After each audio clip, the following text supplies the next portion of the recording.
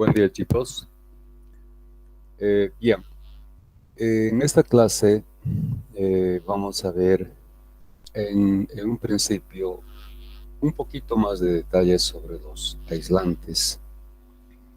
Después vamos a entrar al tema de cómo resolver problemas cuando el coeficiente K varía con la temperatura.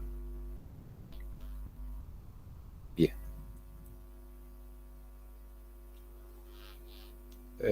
Entonces, hablando sobre los aislantes, hemos visto que el coeficiente de conducción es una propiedad, se considera como una propiedad de los materiales.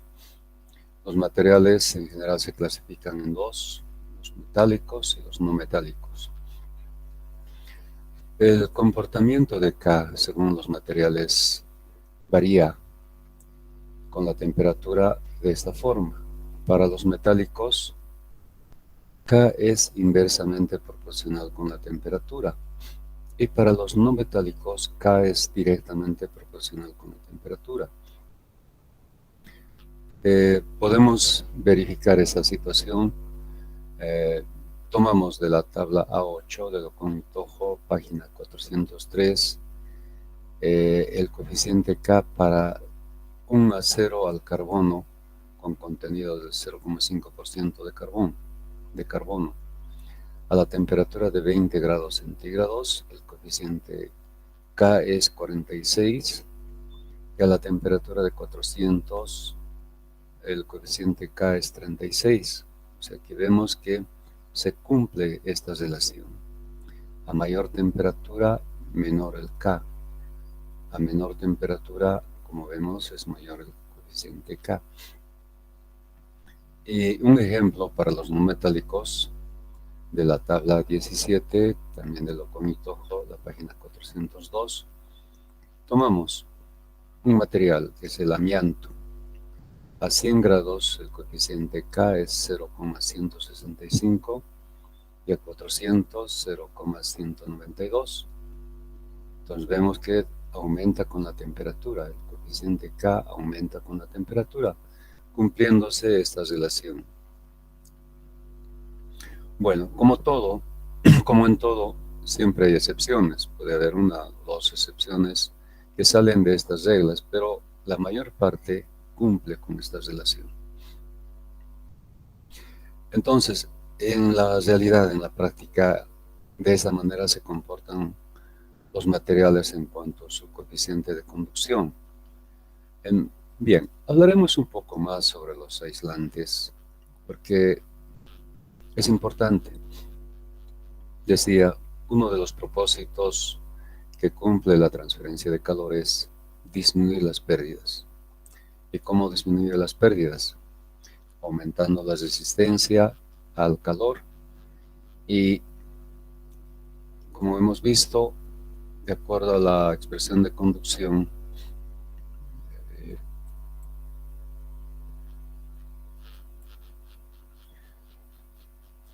el calor por Fourier es igual al gradiente sobre la resistencia. Y la resistencia en conducción es espesor sobre K, que es el coeficiente de conducción, y sobre el área. En un problema anterior hemos visto cómo aumentar la resistencia mediante el espesor. Hicimos un problema. Pero ahora podemos ver también esta posibilidad de aumentar la resistencia a través de la elección de un material aislante. Entonces vemos acá cómo es la relación entre la resistencia y el coeficiente K. Queremos disminuir la pérdida de calor, la resistencia tendrá que ser lo mayor posible para que el calor sea lo menor posible, ¿verdad? Esa es la relación que existe entre el calor y la resistencia. Ahora, si queremos aumentar la resistencia y estamos en la posibilidad de elegir un material aislante, ¿qué tenemos que hacer? Pues elegir el aislante que tiene menor coeficiente K. para que la resistencia sea lo mayor posible. Entonces, este coeficiente K influye en gran medida en la resistencia. Nos conviene que este coeficiente K tenga el menor valor posible, y los aislantes tienen esta característica, tienen los coeficientes más bajos. Entonces, hablaremos sobre los aislantes. Se define el aislante térmico como aquel material empleado generalmente en la construcción cuya función es la de reducir la transmisión de calor a través de la estructura sobre la que se instala. Existen diversas clasificaciones de los aislantes térmicos, por ejemplo, en cuanto al material aislante en sí o en cuanto al formato en que se presenta. En cuanto al material como aislante térmico, podemos diferenciar entre los siguientes. Aislantes sintéticos son aquellos compuestos por materiales sintéticos, como por ejemplo el plástico, los polímeros procedentes del petróleo y otros materiales sintéticos. Son muy efectivos térmicamente. Los que son comunes y se están utilizando actualmente son el poliestireno expandido, muy utilizados actualmente, el poliestireno extruido. Aquí están algunas de sus características. Por ejemplo, en relación al poliestireno expandido, el extruido se puede mojar, no hay problema con la humedad. En cambio en este, pues no. El poliuretano tiene un mayor rendimiento térmico. Esto significa que el coeficiente K del poliuretano es menor que del poliestireno, pero se usa generalmente proyectado como espuma. Ustedes han debido ver este tipo de aplicaciones en videos y también por ejemplo, si alguna vez han tenido que desarmar un refrigerador, las puertas y las paredes de un refrigerador tienen una especie de doble plancha, están conformados como con doble plancha, y en ese espacio entre las dos planchas se inyecta poliuretano como una espuma. Esa espuma se seca rápidamente y es un medio, digamos, como sólido, es una espuma solidificada, y este material se utiliza como un aislante en ese tipo de aplicaciones, ¿no? Si alguna vez tienen la oportunidad, por ejemplo, de desmantelar un refrigerador, la puerta o las paredes, van a encontrar este material, está ahí como inyectado en ese espacio, es una especie de espuma. Los rollos reflexivos son rollos formados por una o varias capas de grosor variable de burbujas de polietileno entre varias finas láminas de aluminio utilizadas especialmente en zonas climáticas suaves. Es decir, el aislante ya viene elaborado en forma de rollos, entonces su aplicación es rápida, es inmediata, y tiene por eso muchas ventajas en el tema constructivo. Entonces, es un grupo, los aislantes sintéticos. Otro grupo son las lanas minerales. Tal vez en aplicaciones de hornos es el material más utilizado. Son productos aislantes constituidos por un entrelazado de filamentos de materiales pétreos que forman un fieltro que mantiene entre ellos aire en estado inmóvil. Entonces, realmente el elemento aislante es el aire que está como aprisionado dentro de una estructura. De este tema de cómo utilizar el aire como un aislante, vamos a tratar en la parte de cavidades, cuando veamos el capítulo de convección natural. Entonces aquí ya tenemos una especie de adelanto indicando que en realidad el material aislante es el aire. El aire es un gas, no sabemos, pero aprisionado el gas dentro de una estructura, entonces el aire actúa como el el verdadero aislante.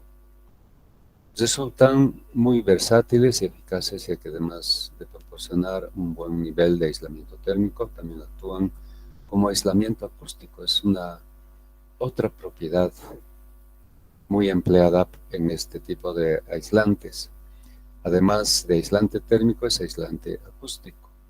Entonces, especialmente en viviendas, para separar cuartos y prever el tema de aislamiento térmico, también esta propiedad es muy utilizada con estos aislantes. Ofrecen un elevado nivel de protección contra el fuego. Además, hay esta es otra ventaja. Este tipo de materiales no entran en combustión, entonces se constituye otra ventaja. Entonces, dentro de este grupo de las lanas minerales, se conocen dos. La lana de roca, también llamada lana mineral, se fabrica a partir de roca volcánica y se presenta en forma de manta, panel no rígido, rollo. Se utiliza en cubiertas, forjados, fachadas, suelos, techos falsos, buhardillas, tabiques, etcétera, etcétera. Más que todo, tiene mucha aplicación en la construcción de viviendas para aislamiento térmico y acústico, pero también en paredes de hornos, ¿no? Es muy utilizado. La lana de vidrio, tal vez sea el aislante más conocido. ¿Cómo se fabrica? Fundiendo arena a altas temperaturas, y su estructura está formada por finas fibras de vidrio unidas por un aglomerante o resina. Se considera mejor aislante acústico que la lana de roca y se resiste mejor a la humedad, al ser más liviana que otros aislantes de muy baja conductividad térmica. Consiguen una mayor eficiencia con el mismo espesor. Es interesante la forma de fabricar la lana de vidrio. Ustedes han debido ver, y bueno, la curiosidad tiene que ser uno de los atributos de un ingeniero, ¿no? Entonces siempre es bueno investigar, averiguar, ver cómo se utiliza la tecnología. En las ferias especialmente hay una máquina que utilizan para fabricar ¿cómo llaman esto? Algodón de dulce, algodón de azúcar. ¿Han debido ver? Es una máquina con una especie de bandeja y que se somete calor en la parte inferior y gira. Y el operario va derramando azúcar al centro. El azúcar se derrite y se expande y se forma esta especie de lana, esa especie de algodón. ¿Han visto? Bueno, hay en las ferias. Y ese es el mismo principio que el que se utiliza para fabricar la lana de vidrio. Entonces, se imaginan, en vez de azúcar, lo que se derrama son partículas de vidrio o partículas de cuarzo. Entonces, con la calor se derrite y se expande. Como tiene un movimiento giratorio por la fuerza centrífuga, se proyecta a las paredes y se forma ese algodón. Entonces, ese es el mismo principio, solo que la temperatura es mucho más elevada, ¿no?, para fundir vidrio. Bueno, entonces, este es un grupo de materiales sintéticos. Bueno, la lana mineral, la lana de roca y la lana de vidrio también son materiales artificiales. Bueno, la roca en sí no es, pero el vidrio sí es un material sintético, ¿no?, o artificial. Existen los aislantes ecológicos o naturales. Actualmente, como la tendencia es a preservar el medio ambiente, calidad de aire, calidad de agua, etcétera, etcétera, entonces la tendencia también es a utilizar materiales naturales o ecológicos. Es decir, que tengan características de que pueden ser reciclables y biodegradables. ejemplo, la lana de vidrio, ¿en qué tiempo se va a degradar?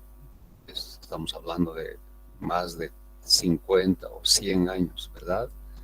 Estos materiales sintéticos, los poliestirenos, los poliuretanos, ¿en qué tiempo se van a degradar? Lo mismo, son años y años que están los materiales contribuyendo a lo que es el deterioro del medio ambiente, ¿no? Entonces, pensando más en eso, se han ido desarrollando y la tendencia es a ser cada vez más utilizados por estas características de que son reciclables y biodegradables. Los más comunes son el corcho, muy utilizado, en forma de plancha, en forma de, o sea, los corchos utilizados para tapar las botellas, eh, bueno, obviamente tienen otra forma geométrica diferente de la plancha. Entonces son en forma de virutas, es decir, partículas pequeñas para rellenar cavidades, en forma de paneles para, para paredes verticales o pisos o techos. En fin, tiene mucha utilización el corcho como aislante. El corcho es producido por un árbol que también se llama corcho, el árbol del corcho, es la corteza de este árbol. Y siempre es bueno comentar, teníamos 2 árboles de corcho en la plazuela Buch. No sé si alguien se acuerda o han escuchado hablar de estos 2 árboles. Lamentablemente se secaron y no han sido reemplazados. Pero van a encontrar este árbol en los jardines de la maternidad al lado del Vietma. Ahí en ese jardín se ve desde la verja, desde la calle, desde la avenida se ve. Hay unos árboles bastante coposos y si se fijan la corteza es de corcho. Entonces esa es la materia prima para este material aislante. Y también creo que vi dentro de la Escuela Técnica de Salud, hay varios árboles, hay jardines, y creo que también ahí hay todavía, se puede ver el árbol del corcho. El lino procede de una planta de fácil cultivo, del que se obtienen fibras reciclables que se utilizan como aislante. El lino es un grano, algo así como el trigo o la cebada, florece en color celeste y lo que se utiliza es su fibra, es decir, del tallo que es delgado se saca la fibra y ese es el material que sirve para tejer, etcétera, constituir mantas sobre todo, entonces constituye un medio de aislamiento. La celulosa, formada por residuos de papel que se reciclan en forma aislante para su aplicación por insuflador en cámaras trasdosados, bueno, no sé qué es, o sobreforjados. Entonces, la celulosa es la materia prima del papel. Y ustedes saben, seguramente, la celulosa se obtiene a partir de la madera. Se dedican grandes extensiones de bosques para obtener de la madera la celulosa. Y con la celulosa se fabrica papel. Pero se recicla. Cuando el papel se recicla, por tanto, se vuelve a la materia prima, que es la celulosa, y con la celulosa se puede fabricar planchas, láminas, etcétera, etcétera, que constituyen aislante. Y fíjese que la lana de oveja también se constituye un aislante. Es obvio que la oveja es su forma natural de aislamiento contra las inclemencias del tiempo, especialmente en lugares fríos como el altiplano. Entonces, obviamente, la lana, como a la misma oveja le sirve como un aislante, pues nos sirve también a nosotros cuando fabricamos chompas, etcétera, con la lana de oveja. Pero básicamente en el entretejido eh, como, como se, ¿cómo se dice esto? Se, se aísla moléculas de aire, es decir, las moléculas de aire están como confinadas en el entretejido con este material, pues propiamente el medio aislante es el aire, ¿no? Hemos hablado más antes sobre esa propiedad que se utiliza del aire como un medio aislante, entonces lo mismo pasa acá. Y hay otros materiales como la arlita, la perlita, vermiculita, etcétera, son minerales, son aislantes minerales y son muy utilizados sobre todo en la fabricación de casas, de viviendas.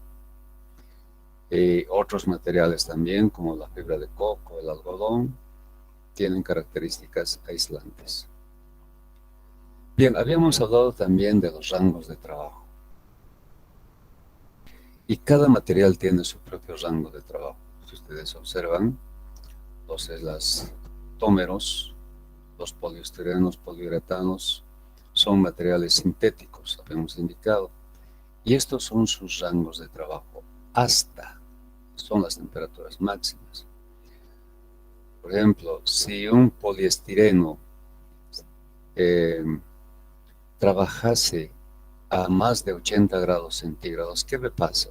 Pues cambia sus propiedades, cambia su estructura, se deforma, etcétera, etcétera. Entonces la temperatura máxima para el poliestireno es 80, para los elastoméricos 104, para el poliuretano es 110. Entonces, si queremos utilizar estos materiales como aislante, tenemos que pensar en aplicaciones de frío, el aislamiento de cámaras de frío, pero no hornos donde las temperaturas sean más de 1000 grados centígrados o estén alrededor de 1000 grados centígrados. Para esas aplicaciones no sirven. Otros materiales, el vidrio celular, lana de roco, lana mineral, fíjense que sus temperaturas son mucho más elevadas, entonces servirán para puertas, para paredes, pero tampoco para lugares donde son zonas de combustión, porque ahí se desarrollan temperaturas alrededor de los 1000 grados centígrados. Entonces, sí, para zonas que estén alejadas de la zona de combustión. La misma fibra de vidrio o lana de vidrio alcanza hasta 454. A más temperatura, ¿qué va a pasar? Se va a fundir. Otros materiales, silicato de calcio, abarca hasta una temperatura mayor, perlita expandida, vermiculita expandida hasta 970. Y fíjense, la que resiste mayor temperatura es la fibra cerámica. Entonces, este material sí es posible utilizar en un horno, en las paredes o en las proximidades de la zona de combustión o en las zonas de choque de los gases, resiste altas temperaturas. Entonces, es importante el rango de trabajo. Y cuando se diseñan los equipos térmicos, se debe tener el cuidado de utilizar el aislante correcto, y esto está en función de su temperatura máxima de trabajo. Ahora, obviamente que hay otros factores, como por ejemplo la humedad. Entonces, la humedad también, en algunos casos, especialmente en el aislamiento de cámaras de frío, es muy importante. Hay materiales que absorben la humedad y otros que no. Entonces, ese aspecto también tendrá que ser tomado en cuenta. Bien,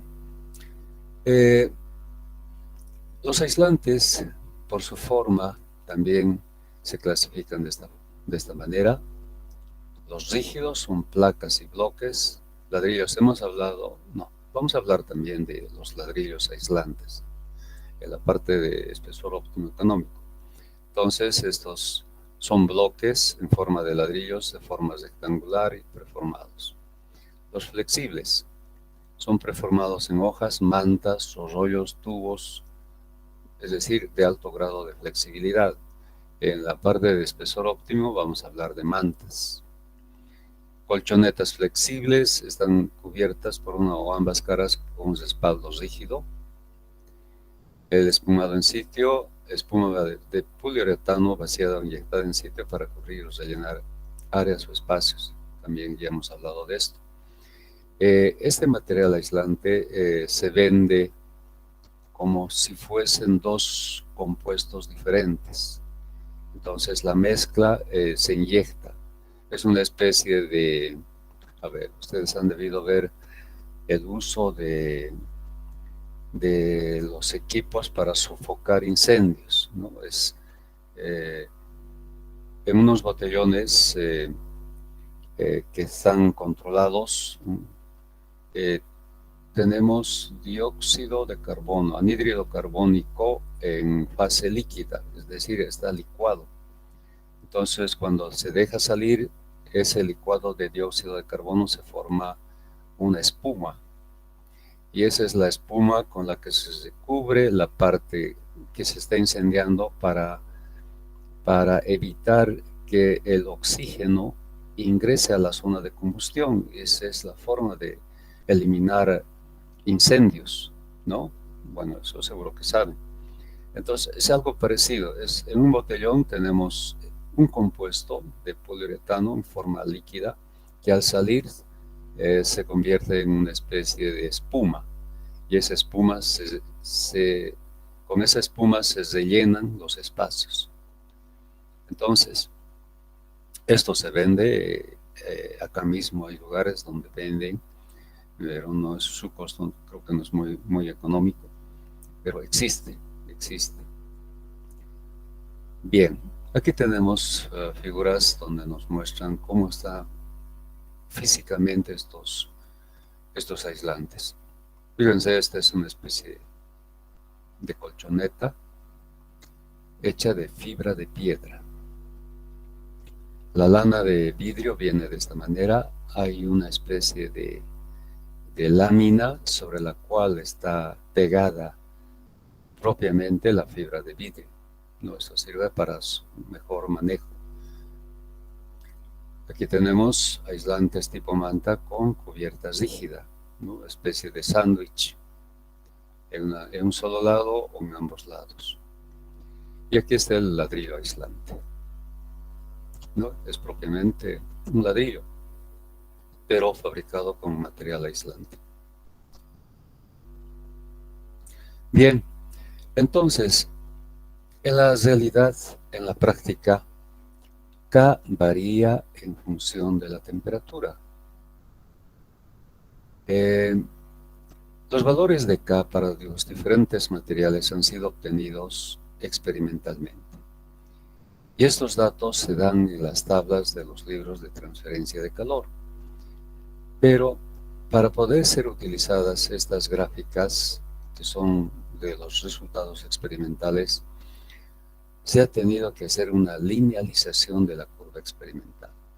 Así que las tablas que se nos dan en los libros son valores referenciales de partes de la curva que han sido linealizadas. Vamos a explicar enseguida. Es decir, solo se pueden interpolar en los rangos establecidos por la linealización. A ver, explicaremos esto para que quede un poquito más claro. A ver, voy a buscar un espacio.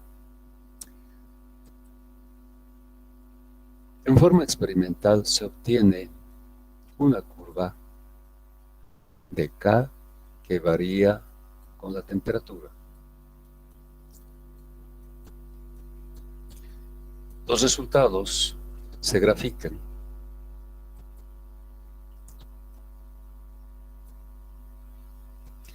Entonces, en un sistema de coordenadas donde tenemos K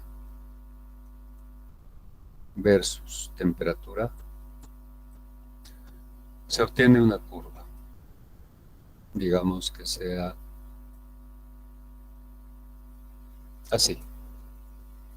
K varía con la temperatura para un cierto material de esta forma. Entonces, para hacer uso efectivo de esta gráfica experimental, ¿qué es lo que se ha hecho? Se ha linealizado por partes. Es decir, digamos, entre este punto y este punto prácticamente tenemos una línea recta.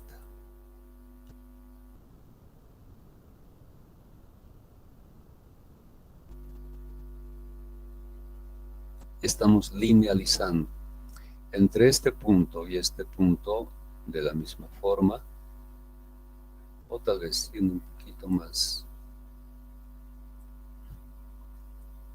Claro que en este caso la linealización tiene bastante error, pero lo manejaremos así. Aquí también se ha linealizado, digamos, estamos haciendo una linealización muy gruesa, digamos. Entonces, esta es la temperatura T sub 1. A la temperatura T sub 1 tenemos un valor de K sub 1. A la temperatura T sub 2 tenemos un valor K sub 2.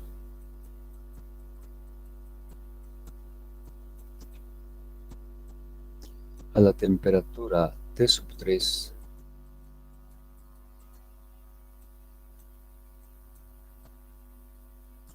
tenemos un valor K sub 3.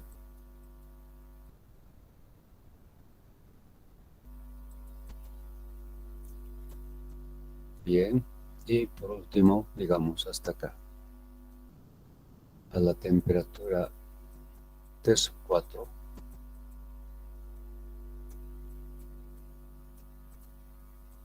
tenemos un valor K sub 4.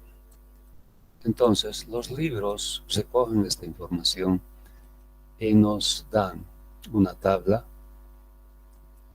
en la que para diferentes valores de temperatura nos da diferentes valores de K. Es decir, esta es la columna de temperaturas y aquí tenemos los valores de K. Para T sub 1, K sub 1. Para T sub 2, K sub 2. Y así, hasta la temperatura 4. K sub 4.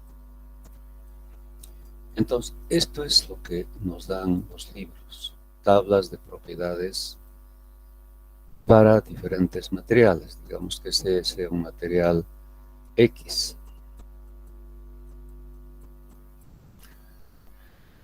Bien, ¿cómo manejamos estas tablas? En el entendido de que representan puntos de la linealización. Por ejemplo, si tenemos un valor de temperatura que está comprendido en este rango, voy a llamar T', quiero hallar su coeficiente K. Entonces, según esta gráfica, al considerar que esta temperatura está en el rango entre T sub 1 y T sub 2, yo puedo, por interpolación, hallar su coeficiente correspondiente. ¿Qué es la interpolación? No es más que una comparación de triángulos en base a la pendiente. Es decir, aquí tengo un triángulo pequeño, estoy remarcando, y tengo un triángulo más grande, lo estoy remarcando, pero ambos son semejantes. ¿Por qué son semejantes? Porque tienen la misma pendiente. Entonces quiero hallar el valor de coeficiente K' para la temperatura T'. En base a la pendiente yo puedo hacer el análisis. Las pendientes de ambos triángulos son iguales, ¿verdad? Porque son semejantes. Entonces la pendiente para el triángulo grande va a ser este cateto sobre este cateto. Este cateto vale T sub 1 menos, o T sub 2 menos T sub 1, sobre el otro cateto, que sería este. Este cateto vale K sub 2 menos K sub 1.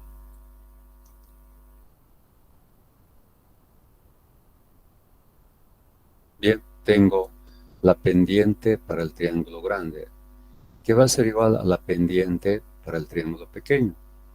Para el triángulo pequeño, entonces T', el cateto vale T' menos T sub 1. Y el otro cateto vale K' menos K sub 1.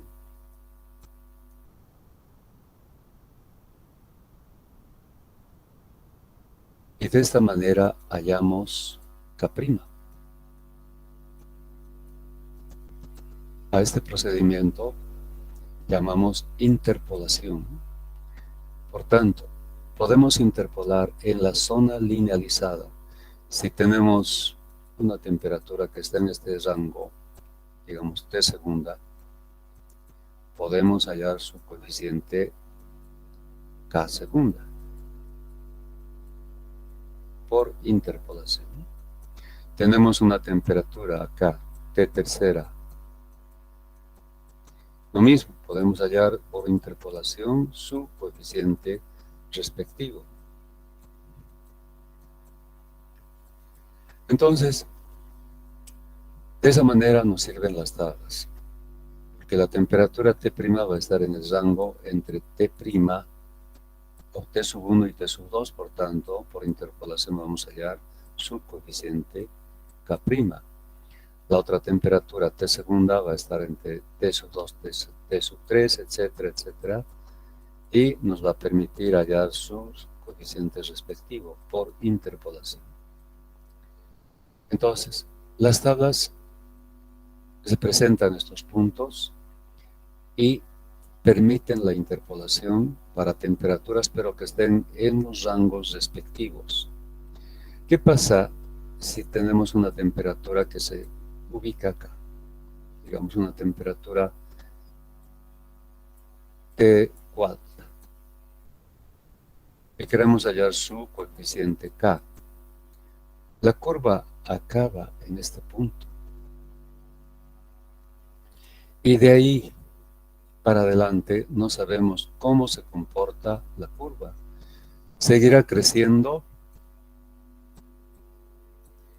luego disminuirá, pues es una incógnita.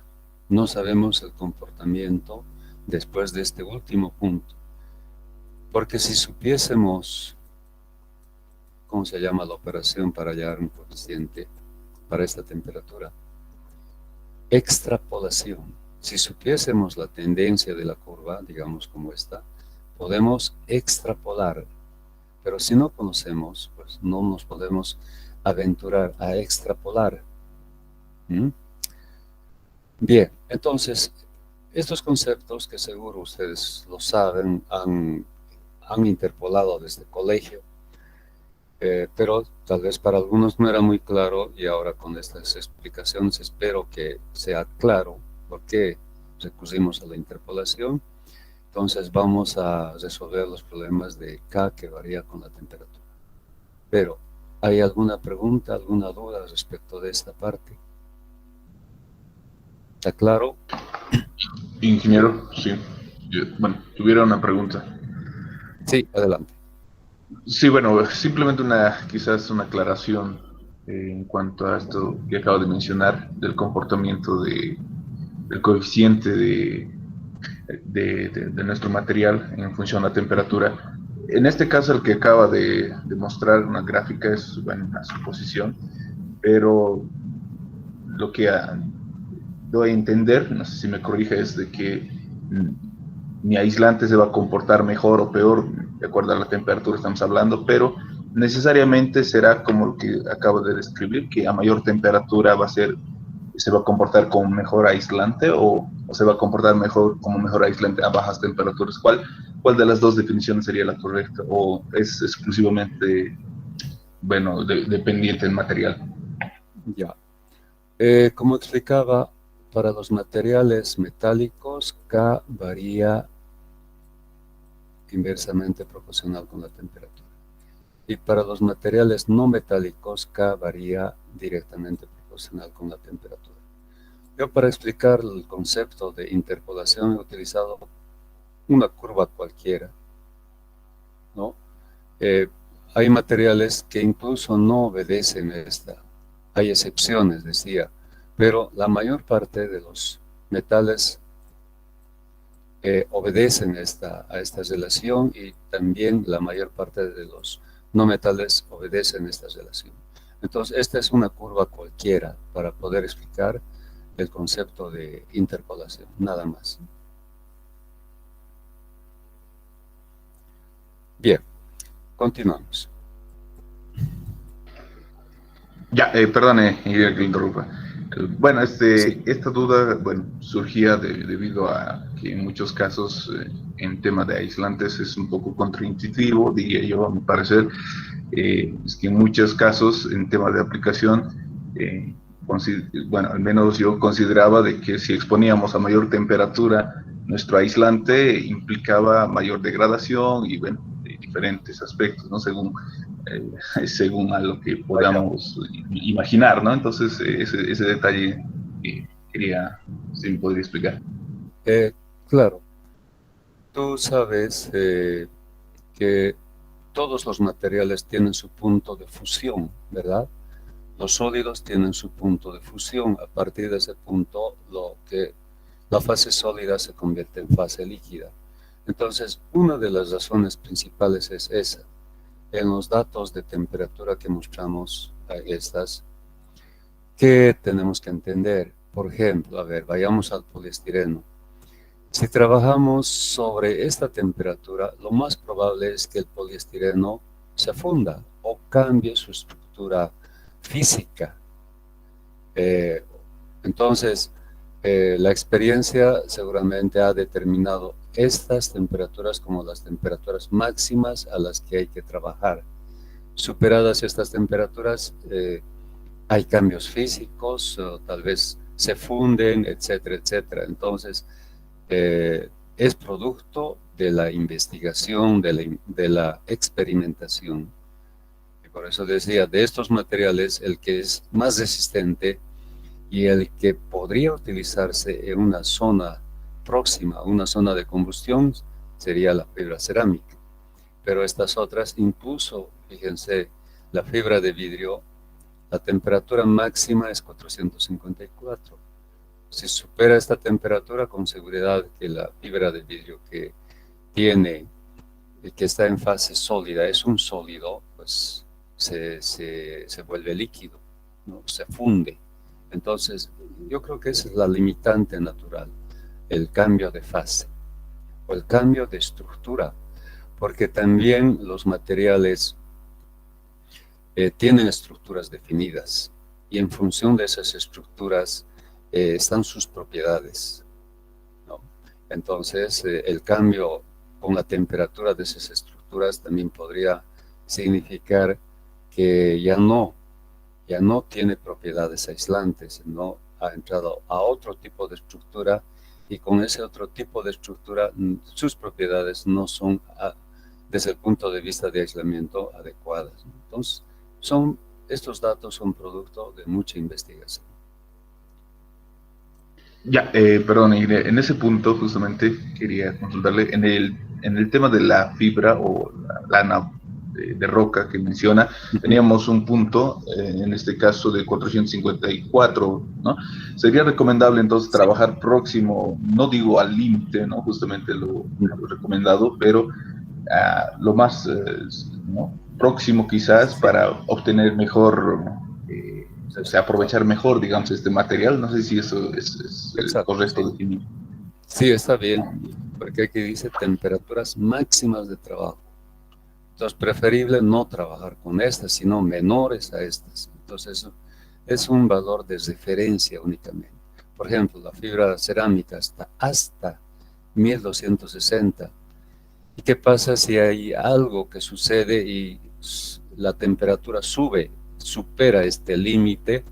Entonces, mejor trabajar tal vez con 1200, 1100, cosa de que si sucede algo, hay un imprevisto, entonces no se llegue a esa temperatura y peor se supere esas temperaturas, ¿no? Entonces, hay que tomar previsiones, ¿no?, en ese sentido. Bien, continuamos. Entonces, estamos en la situación de cómo resolver problemas cuando K varía con la temperatura. Y eso sucede realmente. Tenemos dos materiales, A y B, y el coeficiente K de ambos materiales varía con la temperatura. Como son diferentes, las funciones son diferentes. K sub A varía según una función f de t y para B según una función g de t. Los datos que se nos da son las temperaturas de estas caras, cara interna y cara externa. La temperatura de interfase, como ya había indicado, no es dato. Y los coeficientes para ambos materiales varían con la temperatura y se dan tablas. Además, se conocen los espesores, el espesor de A y el espesor de B. Entonces, para encontrar el coeficiente K hay dos métodos. El primero, para la temperatura T sub 1, que es la temperatura de esta cara, por interpolación se halla el coeficiente K sub 1.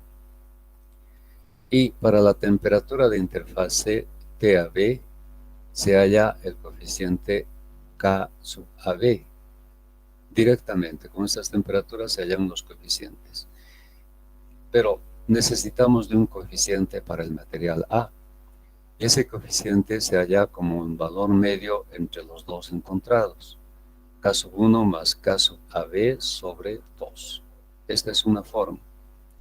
La otra forma, con las dos temperaturas, es decir, 1, la temperatura de es decir, T sub 1 y T sub AB, se halla una temperatura media para el material A.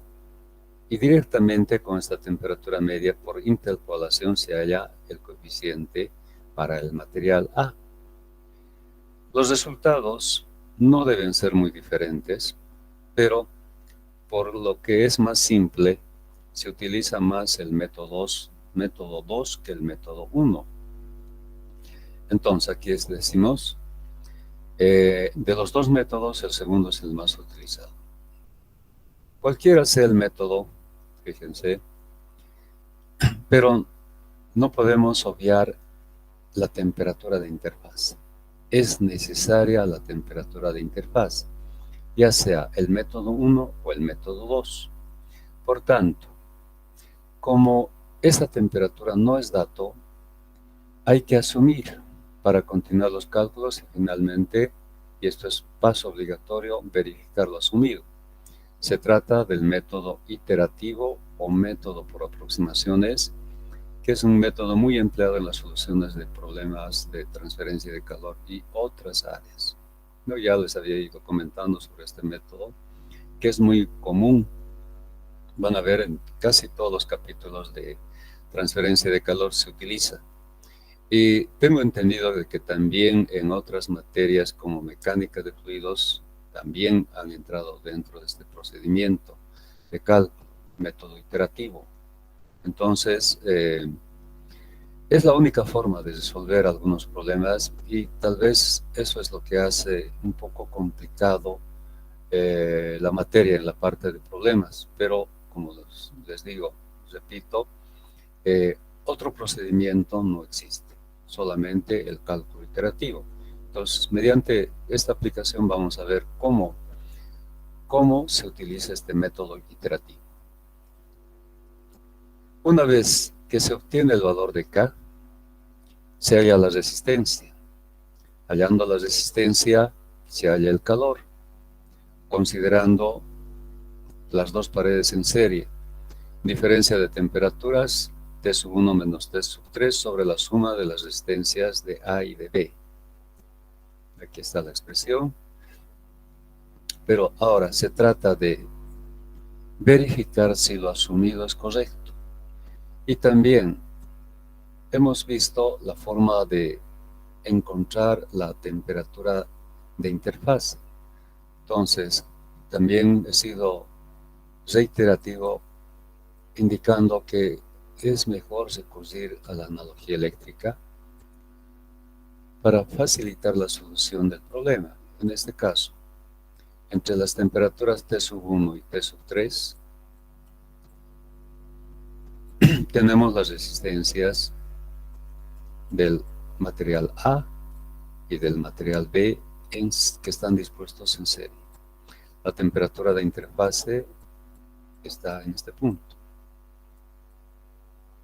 Entonces, si en principio hemos hallado el calor a través de toda la pared, de acuerdo a la expresión T sub 1 menos T sub 3 sobre la suma de las dos resistencias,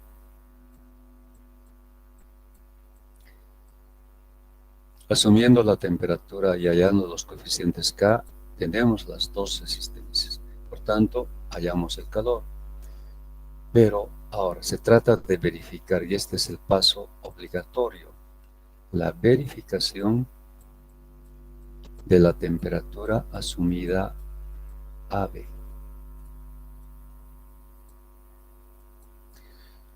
Bien, para esa verificación tomamos esta parte del circuito y tenemos el calor a través del material A igual a la diferencia de temperaturas en esta parte del circuito sobre la resistencia de A. Este calor debe ser igual al calor inicialmente calculado para toda la pared. Entonces solo hay esta incógnita. Despejando, hallamos la temperatura de interfase. De acuerdo a la expresión T sub 1 menos el producto calor por resistencia. Tenemos dos valores de temperatura asumida. Primero hemos asumimos un valor para la temperatura de interfase AB. Ahora hemos llegado a calcular, comparamos ambos. La temperatura TAB calculada es igual o aproximadamente igual a la temperatura AB asumida. Y ese es el cálculo iterativo. No es igual. Volvemos a asumir otro valor. Realizamos los cálculos y comparamos. No, todavía no es igual. Nuevamente asumimos otro valor. Ya en el segundo, en el primero, más que todo, en el segundo cálculo, ya nos damos cuenta la tendencia de valores que debe asumirse. Podemos el siguiente valor incrementar al anterior o disminuimos al anterior. Entonces esa tendencia ya nos damos cuenta. Hasta que ambos valores sean iguales o aproximadamente iguales. Entonces a esto llamamos cálculo iterativo. Asumir, hacer los cálculos, llegar al resultado y comparar con el asumido. ¿Es igual o aproximadamente igual? Si es así, concluye ahí el cálculo. Pero si no se cumple, volver a asumir otro valor, con ese otro valor hacer los cálculos, hasta llegar a verificar esta situación. Entonces es un paso obligatorio, necesario. Si no se hace este paso, pues el problema está inconcluso. pues no se sabe si el valor asumido es el correcto. Entonces hay que llegar a la verificación. Entonces, con este procedimiento se resuelve este tipo de problemas. Aquí tenemos un problema que dice: la pared plana de un horno está formada por una capa interior de ladrillo refractario de 20 centímetros de espesor y otra exterior de ladrillo de cromita de 15 centímetros de espesor. Determínese la temperatura de la superficie de contacto entre ambos refractarios. Si las temperaturas de las caras interna y externa del horno son 800 y 100. Los valores de las conductividades en kilocalorías por metro hora grado centígrado de ambos materiales en función de la temperatura son las siguientes. Entonces, en esta pequeña tabla se muestran los coeficientes K para 3 temperaturas. Entonces ya sabemos cómo se ha generado esta información a partir de la linealización de la curva experimental de K en función de la temperatura. Entre 0 y 500 se ha linealizado y entre 500 y 1000 también se ha linealizado. Entonces, para los dos materiales tenemos sus dos coeficientes respectivos a estas temperaturas. Bien. Entonces, estamos identificando con A ladrillo refractario y con B ladrillo de cromita. Sus espesores están dados como dato. Bien. Entonces aquí también, en realidad, como son materiales diferentes, aunque se nota algo, pero las pendientes tendrían que ser diferentes. Tal vez aclarar que para el material A tenemos una pendiente y para el material B es otra pendiente. Bueno, algo se nota, pero de esta manera lo estamos haciendo más visible. Entonces, tendríamos que representar de esta manera, es lo correcto, y no así como si fuera una línea con una pendiente para ambos materiales, la misma pendiente. Bien. El principio básico de la conducción permanente: el calor a través de toda la pared, que vamos a llamar Q, es igual al calor a través de A y al calor a través de B. La resistencia para el material A y la resistencia para el material B.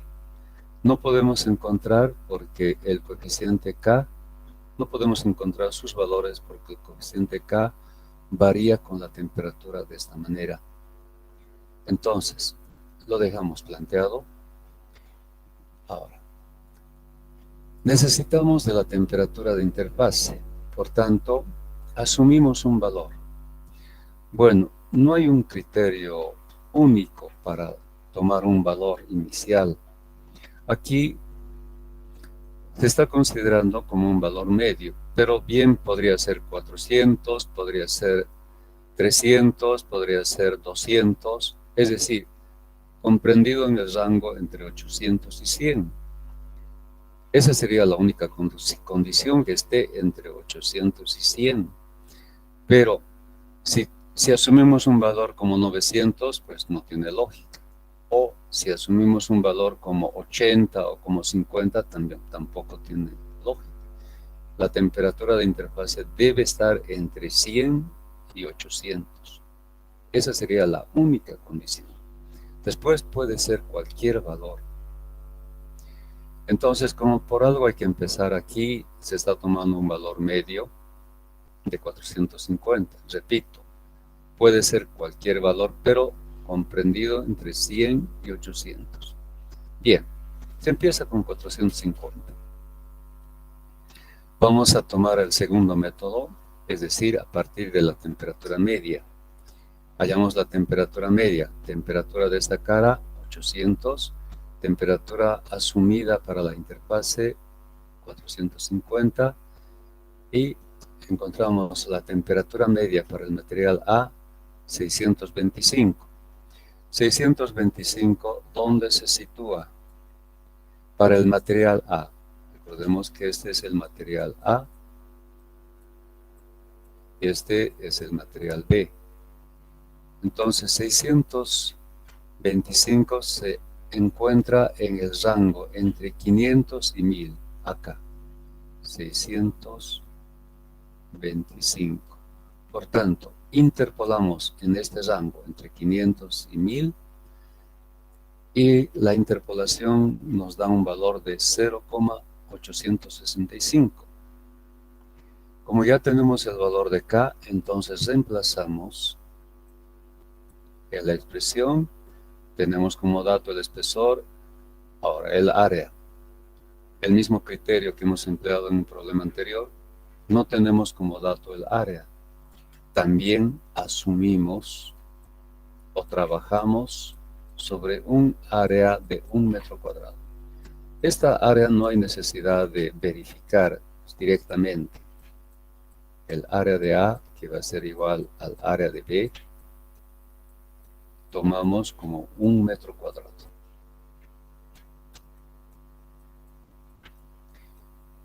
Y reemplazamos su valor en esta área. Tenemos el coeficiente K hallado por interpolación, tenemos el espesor para A, que es de 20 centímetros, y encontramos el valor de la resistencia de A. Hacemos lo mismo para el material B. Con la temperatura asumida y la temperatura de esta cara externa, que es 100, hallamos la temperatura media para B, 275. 275 para el material B se halla entre 0 y 500. Interpolamos en este rango, resultando 0,766. Con este valor hallamos la resistencia de B, 0,196. Ahora, tenemos las dos resistencias, tenemos las temperaturas, hallamos el calor. Resulta 1643,2 kilocalorías por hora. En realidad aquí falta añadir el metro cuadrado de superficie asumida. Esto es lo correcto. Kilocalorías por hora y por metro cuadrado asumido. Bien, ahora tenemos que hacer la verificación. Paso obligatorio. Entonces, recurrimos a la parte del circuito que corresponde al calor, a la resistencia que ofrece A. Despejamos la temperatura, reemplazamos los valores y encontramos la temperatura de interfase 422,1, que es diferente de la temperatura asumida, que es 450. Bueno, aquí se está estableciendo una diferencia entre estos dos valores de 27,9. Este es un criterio. Nosotros vamos a utilizar otro criterio. Enseguida explico. Entonces, como son diferentes, asumimos otro valor. Asumimos la temperatura de 410. Y con 410 volvemos a realizar estos cálculos. Repetimos estos cálculos. Primero, hallamos la temperatura media con 410. Con esta temperatura media por interpolación hallamos K y luego hallamos la resistencia. Luego, hacemos lo mismo para el material B, la temperatura media con la nueva temperatura asumida. Hallamos el coeficiente y luego la resistencia y encontramos el calor. Por supuesto que este calor es diferente del calor anterior, que es 1643,2, ahora es 1707,3, y hacemos la verificación nuevamente. Reemplazamos en la expresión y hallamos 407,3. La temperatura asumida en esta segunda etapa es 410. Sigue siendo diferente.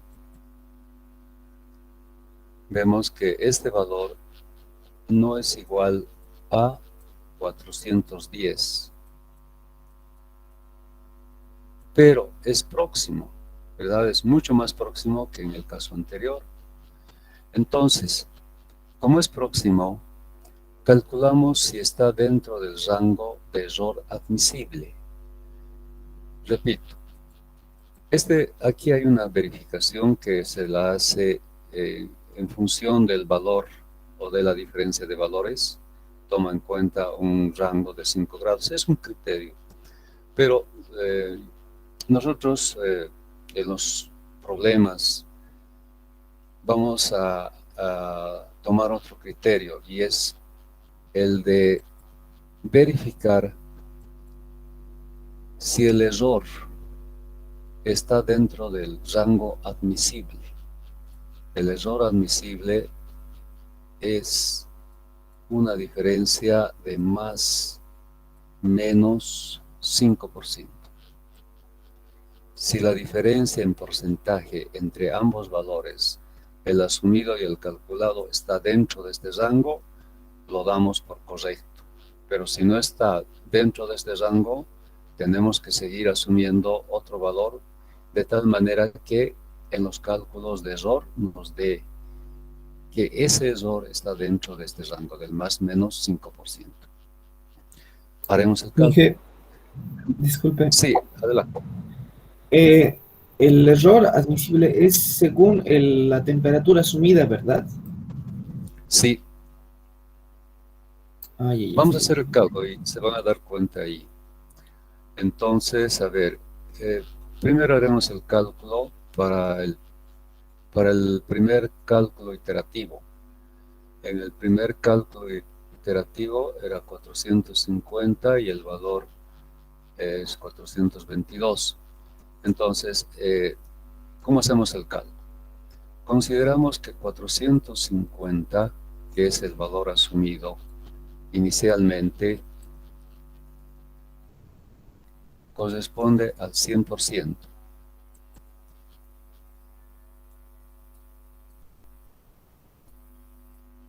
Entonces, para identificar, llamaremos cálculo iterativo número 1. El valor asumido es 450. A este valor le vamos a asignar un valor de 100%. El valor calculado, 422,1.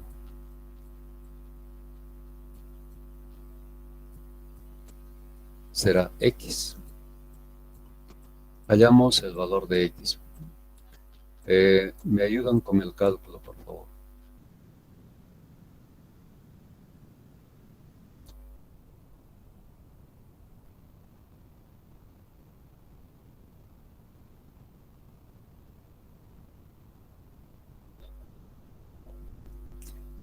$93,8. 93,8, Inge. Gracias. 93,8 es el resultado de X.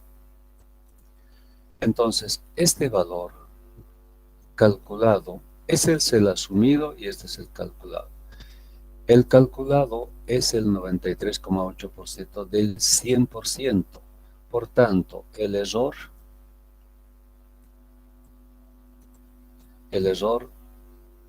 es 100 menos 93,8.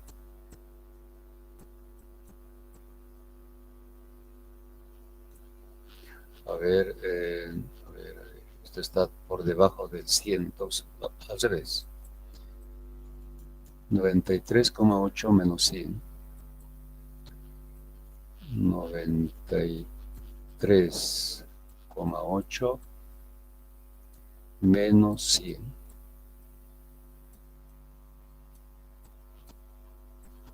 Igual.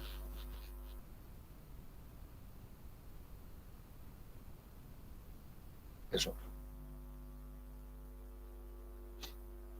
¿Cuánto sale esto?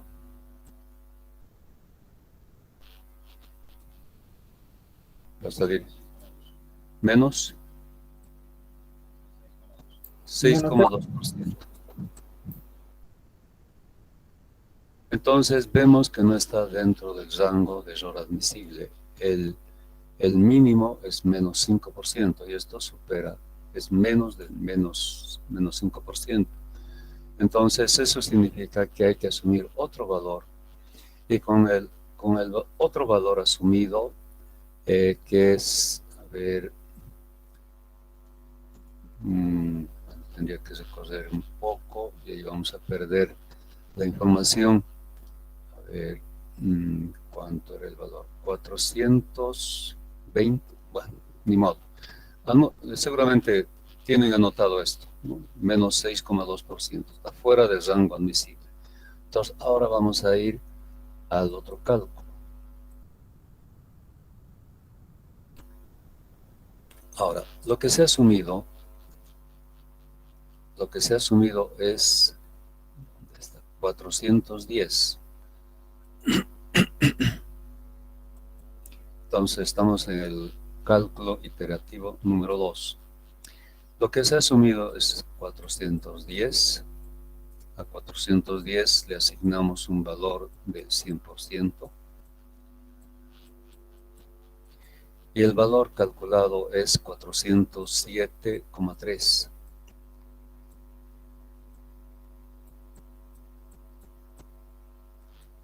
Y representará X% respecto del 100. Calculamos el valor de X.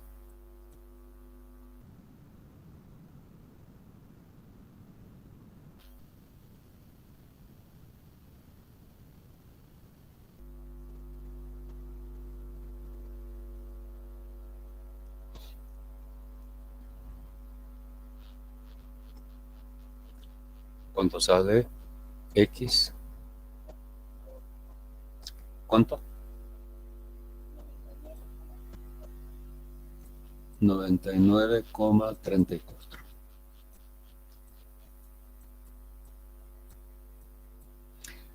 Calculamos el error admisible. Bueno, el error. Y vemos si está dentro del rango admisible. 99,34 menos 100. ¿Cuánto da el resultado? Menos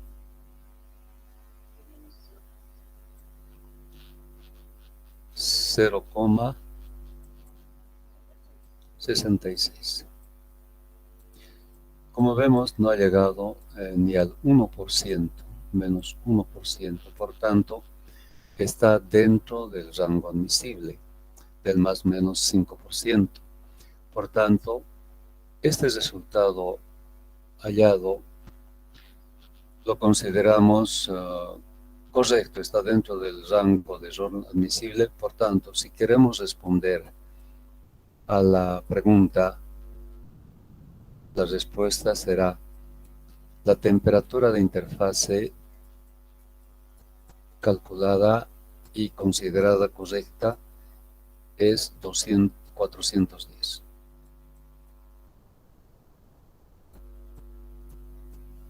La temperatura asumida. Esta será la respuesta. ¿Alguna duda hasta acá?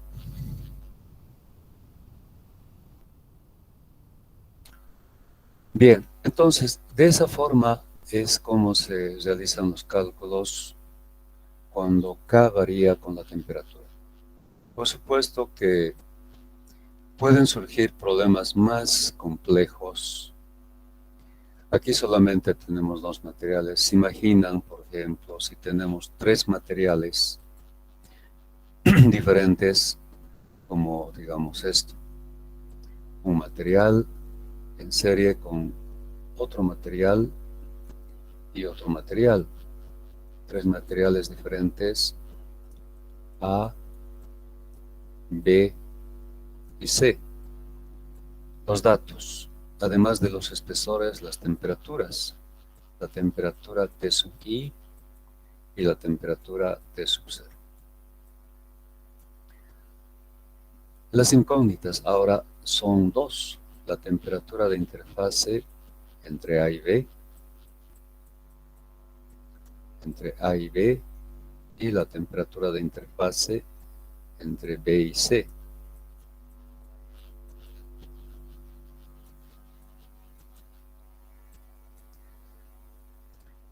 Entonces tenemos que asumir dos valores de temperatura. La temperatura entre A y B y la temperatura entre B y C. Pero eso acarrearía tal vez más tiempo necesario para resolver este tipo de problemas. Y como les decía, un análisis a través de la analogía eléctrica, del circuito eléctrico, podría de alguna manera facilitar la solución. Veamos, por ejemplo, en este caso, cómo podríamos facilitar la solución de este problema. Tenemos tres resistencias en serie. La resistencia de A, la resistencia de B y la resistencia de C. Las temperaturas conocidas T sub I y T sub C. Las incógnitas, la temperatura de interfase AB y la temperatura de interfase BC. Decía, como no son conocidas y necesitamos de estas temperaturas para el cálculo, ya que el coeficiente de A, de B y de C varían con la temperatura, ¿cómo resolver? ¿Qué sucede si solamente asumimos una sola temperatura, la temperatura de AB? Se ha asumido la temperatura T sub AB. Asumiendo la temperatura T sub AB, podemos hallar el coeficiente de A, ¿verdad? Por interpolación hallamos el coeficiente de A. Y conociendo el coeficiente de A, podemos hallar la resistencia de A. Entonces, fíjense que para A podemos conocer el calor que pasa por A. El calor que pasa por A, entonces va a ser diferencia de temperaturas, T sub I menos la temperatura de interfase AB sobre la resistencia de A que ha sido encontrada, ¿no? Asumiendo la temperatura y hallando por interpolación el coeficiente de A. Tenemos el calor. Bien, ahora veamos la posibilidad si podemos, a partir de este calor encontrado, hallar la temperatura BC. Pero parece que no va a ser posible, pero haremos el intento. Ya tenemos asumida esta temperatura, entonces planteamos la ecuación de Fourier para B. Temperatura PAB menos temperatura BC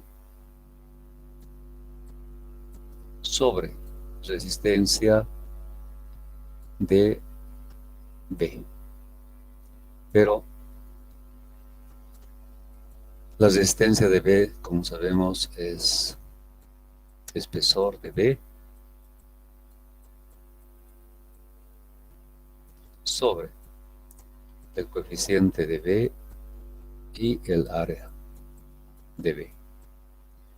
Bueno, para hallar el coeficiente de B necesitamos la temperatura media a la que se encuentra B, que vendría a ser T sub AB más T sub BC sobre 2. Y con esta temperatura, por interpolación, hallar el coeficiente de B. Entonces estamos obligados, como ven, a también asumir la temperatura BC. Pero de alguna manera esta parte del análisis podría ayudar. podría ayudar en el análisis. Y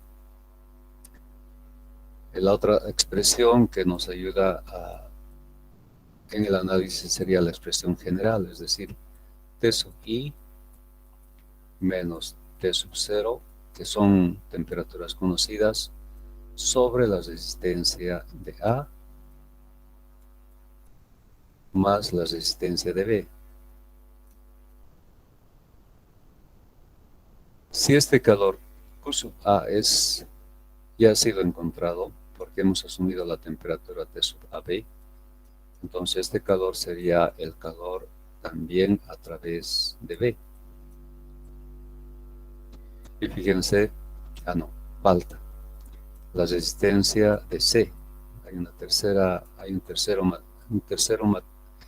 tercer material que es C. Entonces, sí, estamos obligados también a asumir la temperatura BC, pero de alguna manera se facilitaría si vamos en ese sentido en el análisis, ¿no?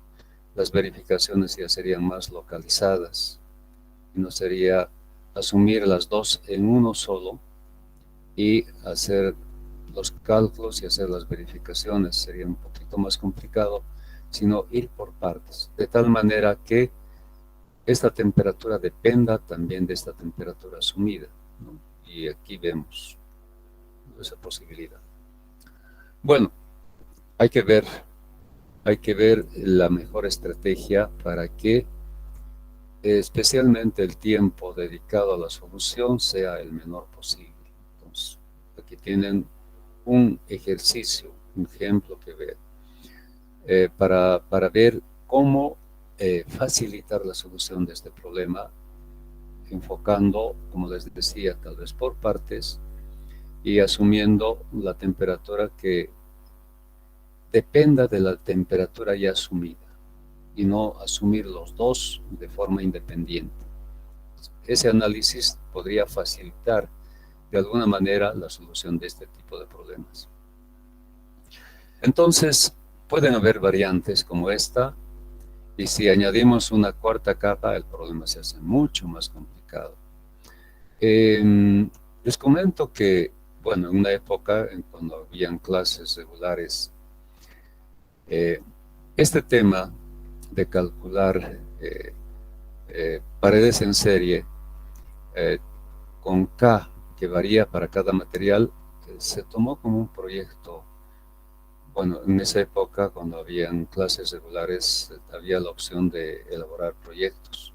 Y un proyecto fue justamente, elaborar un programa de tal manera que se pueda resolver para n capas. Para cada capa, K varía con la temperatura y se resolvió. Entonces, se hizo un programa para poder elaborarlo. Fue interesante. Bueno, ahora este tema de las clases virtuales, bueno, no se puede hacer ese tipo de proyectos, pero fue posible, eso les comento, elaborar un programa para n capas y cada capa varía su K con la temperatura. Pues, tal vez también, si es que hay gente que le gusta la programación, intenten resolver, y eso de alguna manera podría facilitar, si es que se diera este tipo de problemas en un examen, pues podría ser. Bien, chicos, estamos a las 9:30, veamos qué más podemos hacer, pero no sé si hay alguna pregunta antes de continuar. Sí.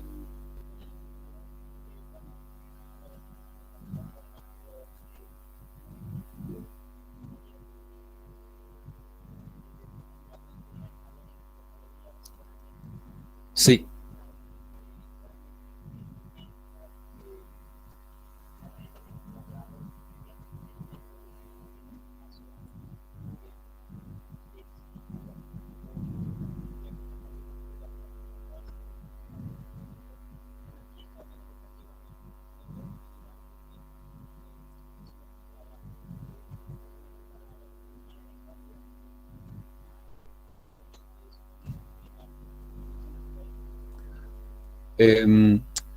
Bueno, dependiendo de la geometría, en placas planas, vamos a diferenciar esto, en paredes con planas verticales o placas,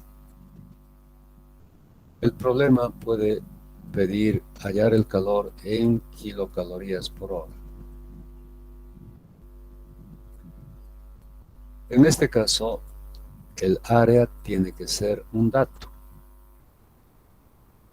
o las dimensiones deben ser dadas en el problema de tal manera que pueda ser hallado el área y de esa manera el calor resulta en kilocalorías por hora. O el problema puede resolverse en unidades que son kilocalorías por hora y por metro cuadrado. En este caso no se da el área como dato, por tanto el área se asume en 1 metro cuadrado. Este valor es asumido. Bien, ahora, si fuese el caso cilindros,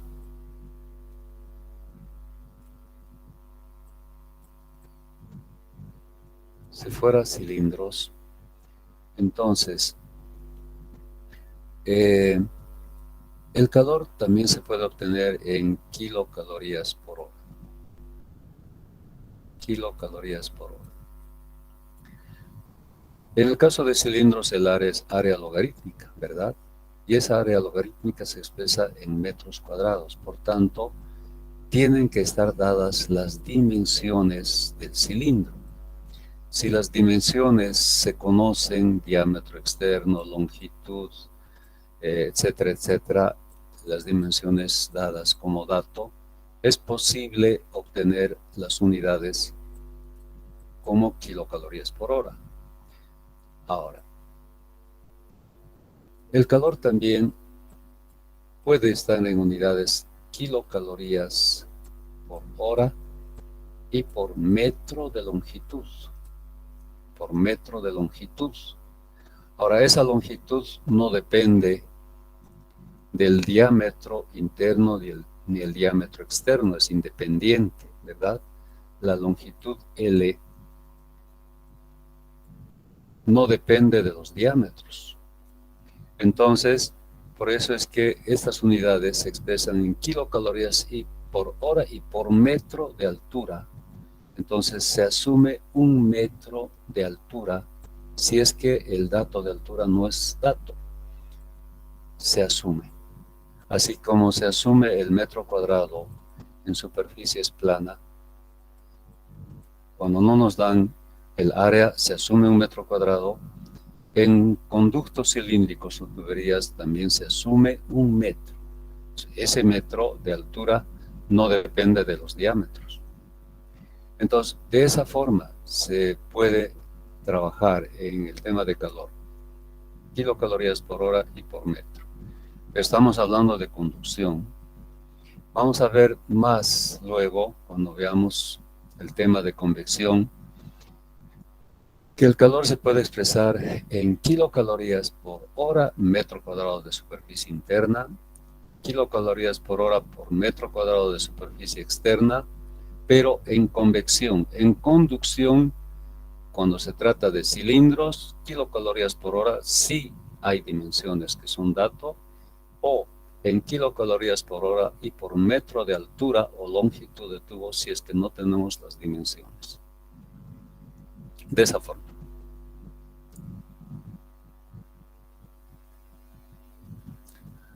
¿Algo más que aclarar?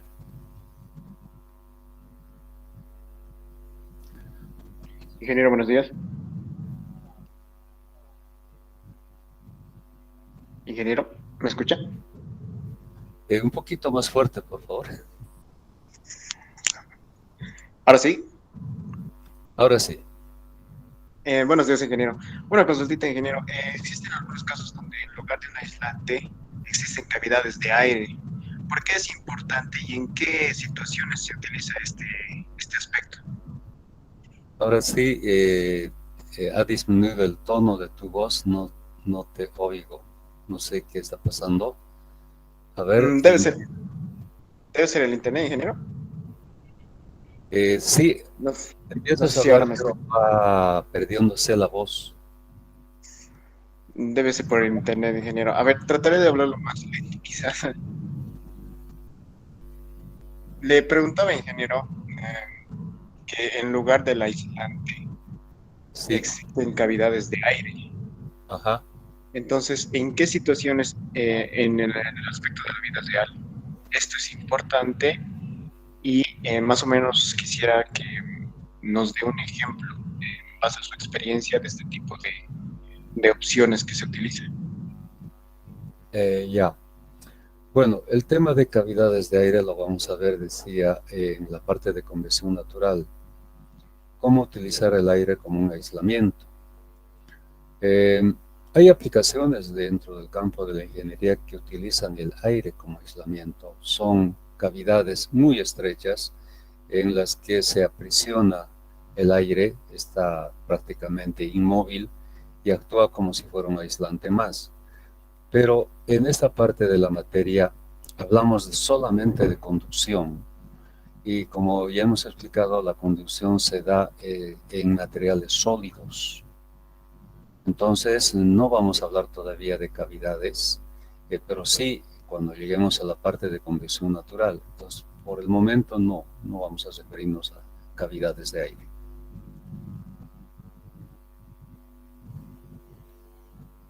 Está bien, ingeniero. Muchas gracias. De nada.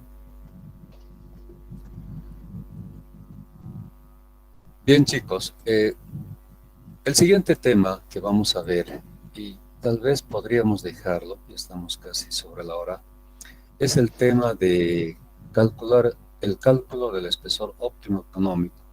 Bueno, entonces lo dejaremos para la siguiente clase. Vamos a entrar a este tema, que también es interesante. Bien, entonces eso es todo por hoy con ustedes y enseguida vamos a empezar las clases con el otro grupo, el grupo 2. Inge, una preguntita. Sí, Al final de la anterior clase escuché que este semestre se va a tomar el examen de manera presencial. ¿Es verdad? ¿Eso es lo que mencionó?